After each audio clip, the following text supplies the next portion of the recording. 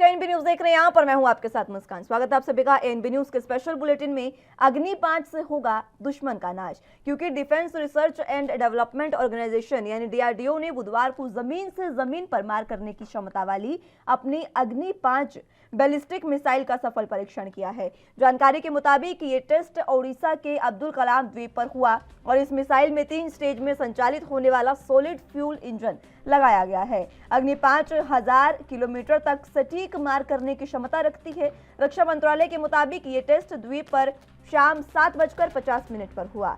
अग्नि श्रृंखला की इंटरकॉन्टिनेंटल ब्लास्टिक मिसाइल को डीआरडीओ और भारत डायनामिक्स लिमिटेड ने साथ में विकसित किया है। कई रिपोर्ट्स में तो यहां तक ये भी दावा किया गया है कि नई अग्नि मिसाइल की मारक क्षमता 5000 से 8000 किलोमीटर है, लेकिन इसकी सही रेंज के बारे में सरकार कुछ भी खुलासा फिलहाल नहीं कर रही है। अग्नि 5 का ये टेस्ट पहले 2020 में होना था, लेकिन कोविड-19 महामारी के कारण इसे स्थगित कर दिया गया। मिसाइल का परीक्षण multiple independently targetable re entry vehicles के जरिए किया जाने की खबर भी सामने आई है। आपको बता दें कि अब भारत ने जिस तरीके से इस मिसाइल का डीआरडीओ ने परीक्षण किया है, सफल परीक्षण, उसके बाद एक बार फिर से भारत ने एक बड़ी कामयाबी हासिल कर ली है और ये इतनी बड़ी कामयाबी है जिसका वाकई अब सेना भी इसको लेकर काफी खुश नजर आ रही है। आपको बताइए इसकी खूबियां क्या है, ग्राफिक्स के जरिए वो भी आपको बताएंगे।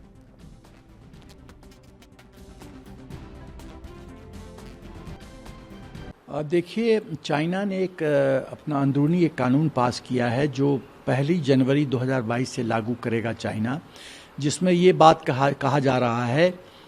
काफ़ी आर्टिकल्स हैं, बट जो मुख्य सारांश ये है कि चाइना कह रहा है कि वो पूरे पीएलए को और बाकी ऑर्गेनाइजेशंस को ये कानूनी ढांचा प्रोवाइड कर रहा है, जिसमें वो अपने भौगोलिक क्षेत्र पे जो भी कार्रवाई करते हैं वो चीन के कानून के अंदर कार्रवाई होगी। तो ये जो चीन की जो विस्तारवाद नीति है उसको एक कानूनी पैजामा पहनाने की कोशिश की जा रही है, क्योंकि पीएलए कहेगा कि हम तो land of the land, law of the land, अपने देश के कानून के तहत काम कर रहे हैं। तो ये गैर कानूनी चीज़ को कानूनी बनाने की कोशिश की जा रही है, पहली बात। दूसरी बात यह है कि इसका हम पर क्या असर पड़ेगा। हम पर यह पोजीशन साफ है कि चाइना विश्वास करने के लायक पात्र नहीं है। चाइना से हमने पंचशील साइन किया और कितने संधि साइन किए, वर्किंग मैकेनिज्म है, WMCC है, वो सब कागज़ पे हैं, उसका कोई मतलब नहीं है। हमारे पास एक ही रास्ता है कि हम मिलिटरीली और डिप्लोमेटिकली अपने आप को सशक्त करें और चीन के घुटने टिकवाते रहें।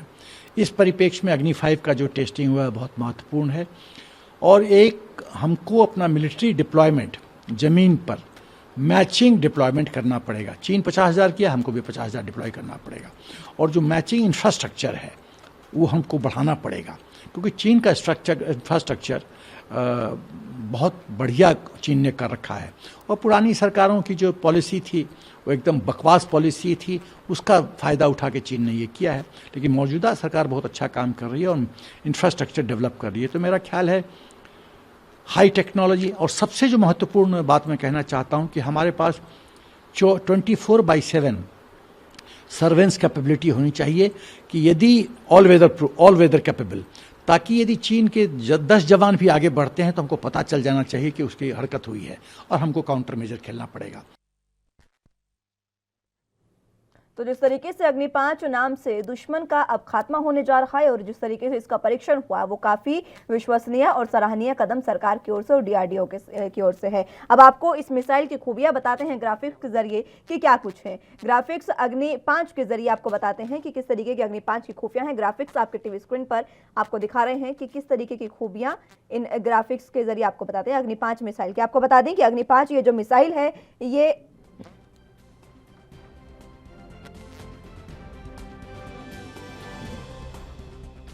17.5 मीटर लंबी है, जिसका व्यास 2 मीटर यानी 6.7 फीट है। यह मिसाइल 1 सेकंड में 8.16 किलोमीटर की दूरी तय करती है।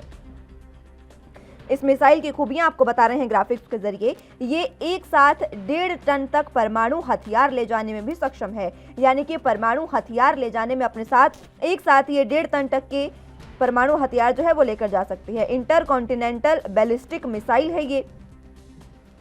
आपको इसकी खूबियां आपको बता रहे हैं अग्नि 5 मिसाइल की। 20 मिनट में 5000 किलोमीटर की दूरी तय करने की क्षमता यह मिसाइल रखती है, जिससे दुश्मन को भेदने में अब भारतीय सेना को किसी भी तरीके से दिक्कत महसूस नहीं होगी। एशिया, अफ्रीका और यूरोप जैसे महाद्वीपों के अधिकांश हिस्से इसकी जद में होंगे। इसी के साथ आपको ये भी बता दें कि ये मिसाइल एक बार छोड़ दी गई तो रोकी नहीं जा सकती है। अगर एक बार इस मिसाइल को छोड़ा गया तो इसके बाद इसको रोका नहीं जा सकता है। ये भारत के मिसाइल तरकस का सबसे लंबी दूरी तक का मार करने वाला प्रक्षेपास्त्र है। आपको बता दें कि इससे पहले तरकस जो सबसे लंबी दूरी को मार कर सकता था, उसका भी ये अब प्रक्षेपास्त्र है और इसे सड़क पर रास्ते कहीं भी पहुंचाया जा सकता है, जमीन से जमीन पर मार किया जा सकता है और इस खूबी के कारण इसे दुश्मन की उपग्रह निगाहों से भी बचाया जा सकता है। जमीन से जमीन तक इसको पहुंचाया जा सकता है। इस मिसाइल के तकनीक का इस्तेमाल भारत दुश्मन के उपग्रहों को नष्ट करने में भी कर सकेगा।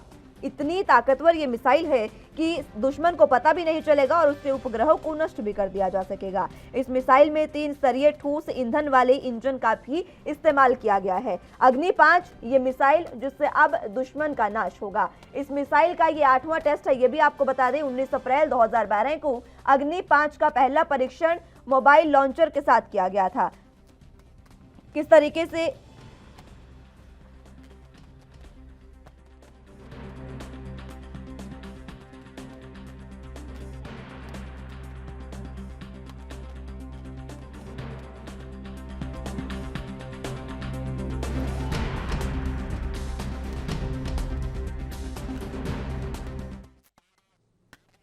चलिए तो अग्नि 5 से दुश्मन का नाश होगा और इसी पर चर्चा की शुरुआत करते हैं। हमारे साथ दोनों गेस्ट मौजूद हैं, उनका तारुफ आपसे करवा देते हैं। ललन सिंह जी हमारे साथ रक्षा विशेषज्ञ के तौर पर मौजूद हैं। इसी के साथ विपिन जी हमारे साथ बतौर पॉलिटिकल एक्सपर्ट मौजूद हैं। आप दोनों का बहुत स्वागत है सर एएनबी न्यूज पर।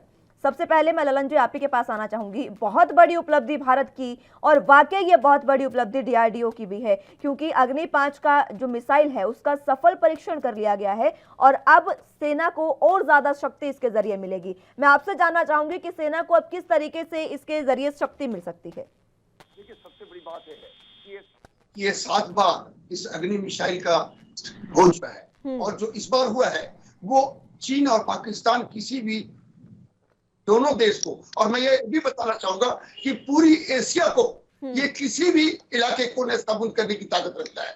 और सबसे बड़ी चीज ये है कि जो इसकी स्पीड है वो पलक झलकते ही 50 किलोमीटर दूर जाने की काबिलियत रखता है। और दूसरी बात कि इसके अंदर पहचानने का रडार को दुश्मन को बहुत कम संभावना है कि वो हमारे स्मारक मिसाइल को वो अपने रडार के अंदर कैप्चर कर ले। और सबसे बड़ी बात यह है कि जब एक बार ये अपने टारगेट की तरफ मारने के लिए नेस्तनाबूद के लिए मार्च कर जाएगा तो केवल 8 से 10 मीटर का ही अंतर निशाने से हो सकता है। मतलब कहने का साफ है कि जिस इलाके में इसको टारगेट किया जाएगा उसको नेस्तनाबूद करना 100% इसकी काबिलियत है। और एक बात मैं आपको बताना चाहता हूं कि इसे ट्रक पर भी लोड करके रोड के ऊपर लाया जा सकता है और परमाणु बम को भी इसमें कैरी करने की काबिलियत है। तो मेरा कहने का मतलब है स्वदेशी डीआरडीओ के द्वारा बनाया हुआ 7वें बार का ये वर्जन इतनी ताकत रखता है कि चीन ने पहले इसके बारे में अपनी चिंता जताई है और इसके ऊपर कई बार उन्होंने ये कहा है कि ये गलत हो रहा है। लेकिन हम हालात को देखते हुए एलएसी के ऊपर चाहे वो अरुणाचल हो, पूर्वी लद्दाख हो और चीन के साथ कोई भी हालात आए, इसके लिए ये अग्नि 5 बहुत ही जबरदस्त हमारी मिसाइल है जो कल उड़ीसा के अंदर अब्दुल कलाम साहब के द्वीप जिसका नाम है वहां से टेस्ट सफल मान के, और अब हम अपने आप को इतना सक्षम मान रहे हैं कि एलएसी के ऊपर हम जब चाहे तब इनके मुंह तोड़ जवाब देने के लिए तैयार है। बिल्कुल, और ये वाकई भारत के लिए बहुत बड़ी खबर है। मैं विपिन जी आपके पास आना चाहूंगी। देखिए हाल ही में चीन ने अभी ऐतिहासिक फैसला लिया और सीमा से जुड़े एक कानून को उन्होंने अभी मंजूरी दी है। उस कानून को मंजूरी के साथ साथ जैसे हमने इसका सफल परीक्षण किया अग्नि 5 मिसाइल का, इन दोनों को अगर जोड़कर देखें तो किस तरीके की स्थितियां बनेंगी और अब चीन ने जो सीमा पर कानून बनाया है उसको भेदने का भी प्रयास इससे हम कर सकते हैं। कोई शक शुमा नहीं है मुस्कान जी इस बात में, क्योंकि यहाँ पर दुश्मन को उन्हीं की भाषा में जवाब देना चाहिए एक दौर ये था कि जब हम दोस्ती का हाथ बढ़ा रहे थे। अगर हम बात करें प्रधानमंत्री की, कि वहां पर 18 दफा वो मिले जिनपिंग से, लेकिन उसका क्या नतीजा निकला। और वो भी एक जरूरी था कि अंतर्राष्ट्रीय पटल पे एक संदेश जाए कि भारत हमेशा शांति प्रिय मुल्क है। लेकिन यहाँ पर जब चीन जैसे मुल्क, पाकिस्तान जैसे मुल्क बाज आने का नाम नहीं लेते, तो ये उनके साथ उनकी जवाब में, उनकी भाषा में जवाब देने का जब तक नहीं दिया जाए तब तक बात बनेगी नहीं। और ये हम लोग बिल्कुल भली भांति जानते हैं। और जैसे क्रिकेट में कहा जाता है अटैकिंग फील्ड होती है, डिफेंसिव फील्ड होती है, और यहाँ पर हमने बिल्कुल अटैकिंग मोड में आ गए हैं। और अग्नि 5 का जो सफल ये जो लॉन्च हुआ है टेस्टिंग, तो ये बहुत बड़ी बात है, बहुत बड़ी उपलब्धि है हिंदुस्तान के लिए। और ये दुश्मन को निश्चित बात है कि उनकी रात की नींद भी गायब हो जाएगी इससे। और वो बिल्कुल भली भांति जानते हैं ये 2021 की हिंदुस्तानी सेना है और ये नया हिंदुस्तान है और मुंह तोड़ जवाब देना जानता है। और वो कोरोना काल में हमने देखा कि कैसे ये अंदर इन्होंने कोशिश करी कि एक तरफ कोरोना का संक्रमण पूरे विश्व को दिया, उसके बाद LAC पर अतिक्रमण करना शुरू कर दिया। वो अलग बात है कि हमारी सेना इतनी मुस्तैद है कि उन्होंने मुंह तोड़ जवाब दे दिया, पीछे खदेड़ दिया इन चीनियों को। लेकिन मुद्दा ये है कि यहाँ पर हमारे को कूटनीति में भी बदलाव लाने की आवश्यकता है। जैसे आपने खुद देखा कि हमने पहले कोरोना काल में हमने 15 टन की उनको पूरी मेडिकल सप्लाई दी, उसके बाद, लेकिन अब हमने कम से कम एक बड़ी अच्छी बात करी कि यहाँ पर हमने उनको जो हमारे 5G ट्रायल्स हैं, नेटवर्क ट्रायल्स हैं, उससे हमने उनको अलग रखा।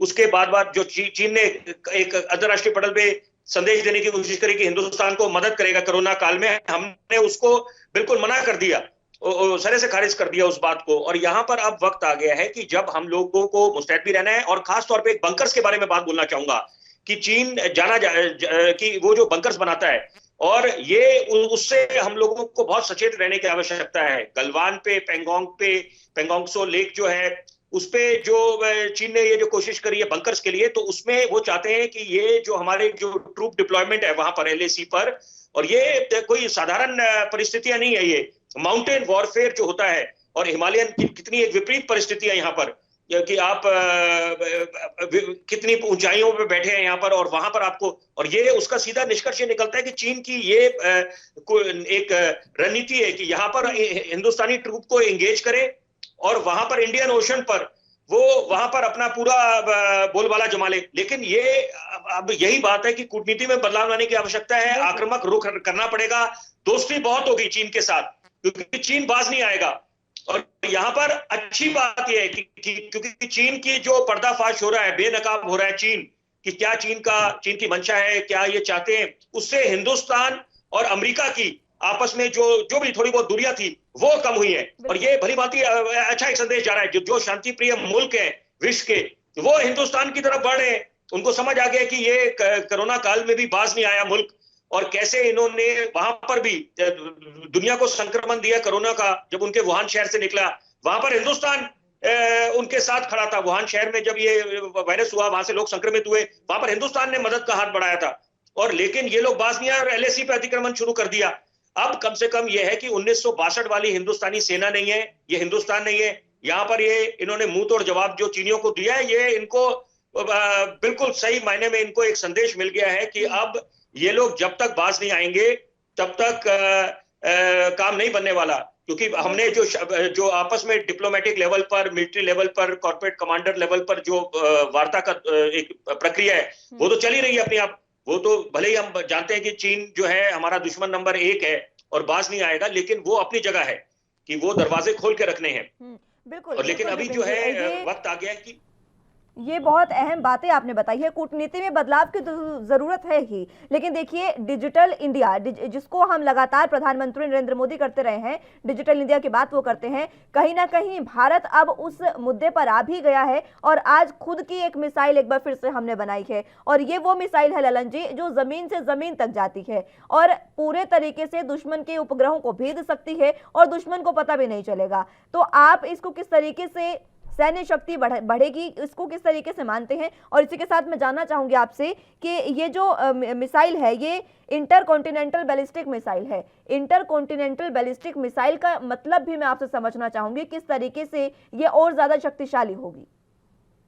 देखिए, मैं पहले तो ये बता दूं कि जो चीन है उसके लिए हम लोगों ने बहुत जबरदस्त सीमा के ऊपर पिनाक और जो रसा का रॉकेट है उसको तैनात कर दिया है। नंबर 2, मैं आपको बताना चाहता हूँ कि मोदी जो तोपे हैं, जो लगातार हम इनकी हालात को देखते हुए इनको व्यवस्थित रूप से लेआउट कर चुके हैं। अब जब ये अग्नि 5 जो मिसाइल है, वो इसमें एक ऐसी काबिलियत होती है कि वो टारगेट की तरफ जब वो चलता है तो उसको रोकने की काबिलियत किसी को नहीं होती। तो मैं आपको बताना चाहता हूँ कि हमारी जो पिनाक और रिमाच रॉकेट प्रणाली है और उसके बाद अग्नि 5 है, ये एक इस तरह की व्यवस्था है कि किसी भी हालत में ऊंचाई के ऊपर अगर वो कोशिश करता है तो उसको कोशिश से पहले ही बर्बाद करने की हमारी काबिलियत हो जाती है। मैं सबसे बड़ी बात ये कहना चाहता हूँ कि आपने जो पूछा कि मिसाइल क्या चीज है, मिसाइल एक ऐसा हथियार है जो परमाणु बम के साथ उसको इस्तेमाल किया जा सकता है।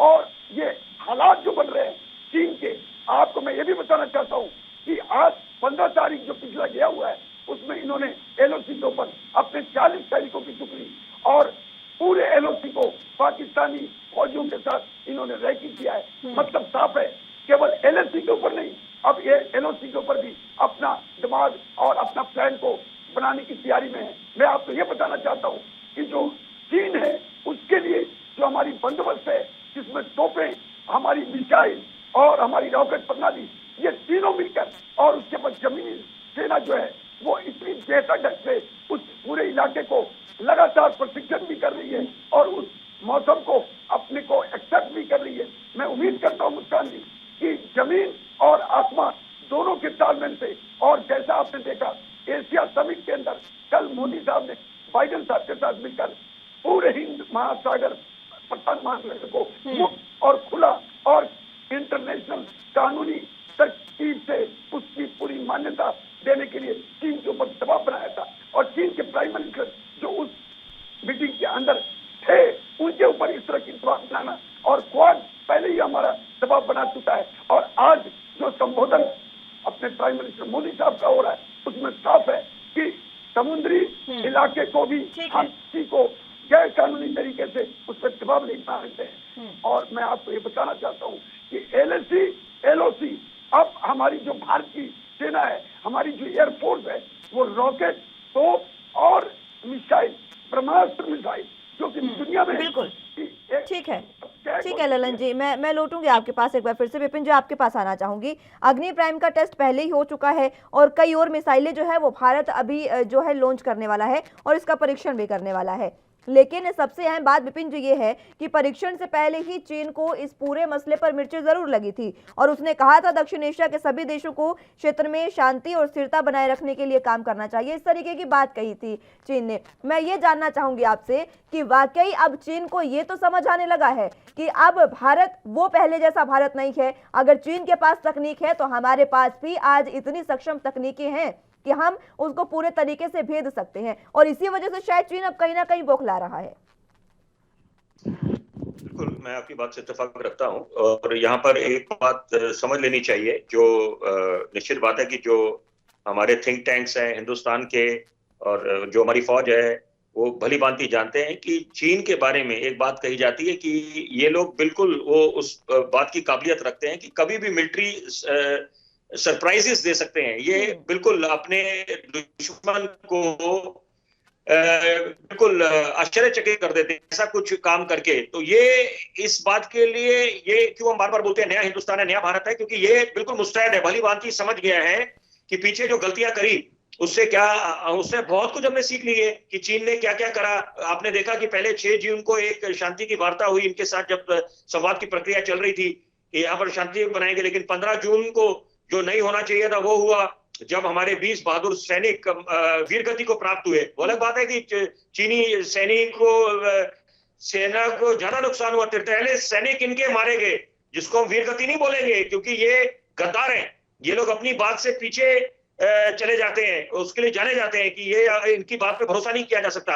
अब मुद्दा ये है कि जो तिब्बत का प्लेटू है उसको इन्होंने मिलिट्री बेस बना रखा है। तो यहाँ पर अब हिंदुस्तान को आप आर्टिलरी की बात करें, अपने बॉम्बर्स की बात करें, मिसाइल्स की बात करें, इसको हमने बिल्कुल और मजबूत करना है यहाँ पर, क्योंकि ये अब जो है चीन किसी भी हालत में चाहता है कि एक युद्ध की स्थिति बन जाए और दूसरा मनोवैज्ञानिक दबाव बनाना चाहता है कि ताकि हम लोग उसको लेजिटिमाइज कर दें कि ताकि जो उन्होंने जो तथाकथित मतलब जो एक उनकी तरफ से आता है कि हमने कुछ जमीन इनकी ले ली है, अंदर घुस गए हम जाके, ये हमारी जमीन थी। 1950 में हमने देखा कि कैसे तिब्बत पर जो ऑटोनोमस तिब्बत था उस पे इन्होंने कब्जा करा। और उसके अलावा इनकी क्या मंशा, विस्तारवाद की हमेशा मंशा रही है। इनकी नीति, कूटनीति सारी विस्तारवाद पे टिकी है। और लाल किले की प्राचीर से इस वर्ष प्रधानमंत्री ने बिल्कुल साफ संदेश दे दिया कि आतंकवाद और विस्तारवाद सबसे बड़ी चुनौतियां हैं हिंदुस्तान के सामने। और साथ में उसमें एक और इजाफा कर सकते हैं हम कट्टरपंथ का, कि कुछ यहाँ के लोग जो है जो खाते यहाँ का है, गीत बाहर के गाते हैं, उनको चीन और पाकिस्तान ज्यादा उनके साथ उनको ज्यादा अच्छे लगते हैं। तो ये बातें समझनी पड़ेंगी कि यहाँ पर इन सब चीजों से सचेत रहने की आवश्यकता है कि विस्तारवाद की नीति है, इनकी एक हमेशा रणनीति रही है। और भले वो दुनिया को जो भी कहें, लेकिन 14 मुल्कों के साथ चीन का सीमा को लेकर विवाद है। तो ये अकेला हिंदुस्तान नहीं है जो उलझ रहा है इस समय चीन के साथ, या चीन हिंदुस्तान के साथ उलझ रहा है। तो यहाँ पर दुश्मन को उनकी भाषा में जवाब देना चाहिए।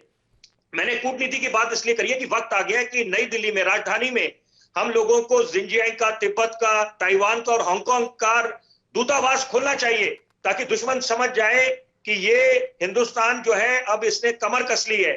और यहाँ पर हम डिप्लोमेटिक लेवल पर भी उनको मुंह तोड़ जवाब देंगे, क्योंकि ये दुश्मन बाज आने वाला नहीं है। और वैश्विक पटल पे तो हम लोग बिल्कुल उनके साथ ये संदेश देना चाहिए जो चल रहा है इस समय, कि हम शांति चाहते हैं, अमन चाहते हैं। तभी हमारे प्रधानमंत्री ने 18 बारी मुलाकात करी जिनपिंग के साथ, लेकिन ये लोग बात नहीं आते। कोरोना काल में भी जब थोड़े समय के लिए स्थगित करी गई थी जो गश्त लगाई जा रही है संयुक्त ITBP, Indo Tibet border police और हिंदुस्तानी सेना, वो थोड़े समय के लिए कोरोना काल में उसको स्थगित करना पड़ा, लेकिन वहां पर भी बात नहीं आई चीनी सेना, वहां पर भी अतिक्रमण करने की इन्होंने कोशिश करी। वो अलग बात है, इनको पीछे खदेड़ दिया हम लोगों ने। तो ये अब वक्त है कि यहाँ पर हम लोग बिल्कुल मुस्तैद हो जाएं, और जो ये अग्नि 5 का जो लॉन्च हुआ है वो बहुत बहुत बड़ी उपलब्धि है।